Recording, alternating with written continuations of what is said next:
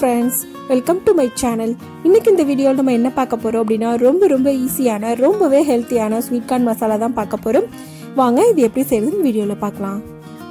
அதுக்கு நான் இன்னைக்கு ஒரு பாக்கெட் அளவுக்கு ஸ்வீட் கார்ன் எடுத்துர்க்கேன். அத ஒரு பவுல்ல ஆட் பண்ணிக்கங்க.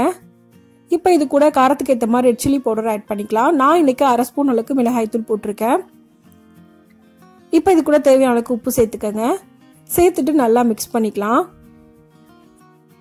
நாம ஸ்வீட் கார்னை வேக வச்சிட்டு அதுக்கு அப்புறமா கூட உப்பு மிளகாய் தூள் சேர்த்து mix பண்ணிக்கலாம். ஆனா இந்த மாதிரி நம்ம உப்பு மிளகாய் தூள் சேர்த்ததுக்கு அப்புறமா வேக வச்சோம் அப்படினா நமக்கு மிளகாய் தூளோட பச்சை வாசனை எதுவும் இல்லாம டேஸ்ட் ரொம்ப நல்லா இருக்கும். இப்போ இது ஒரு இட்லி பாத்திரத்துல மேல மட்டும் தட்டு வச்சிட்டு அதுல இத ஆட் பண்ணிக்கங்க. இப்போ எல்லாத்தையும் ஆட் பண்ணியாச்சு. இப்போ இத மூடி போட்டு மூடி மீடியம் ஃப்ளேம்ல 2 ல இருந்து 3 நிமிஷத்துக்கு வேக வச்சுக்கங்க.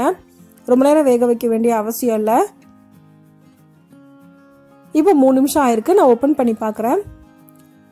ஸ்வீட் கார்ன் ரொம்ப நல்லாவே குக் ஆயிருக்கு. இந்த அளவு குக் ஆனதுக்கு அப்புறமா நம்ம அடுப்பை ஆஃப் பண்ணிடலாம்.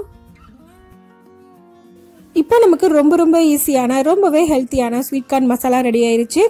இந்த ரெசிபியை இதே மெத்தட்ல நீங்களும் செஞ்சு பாருங்க. இந்த வீடியோ உங்களுக்கு பிடிச்சிருந்தா லைக் பண்ணுங்க, ஷேர் பண்ணுங்க, கமெண்ட் பண்ணுங்க. மறக்காம சேனலை சப்ஸ்கிரைப் பண்ணுங்க. Thanks for watching.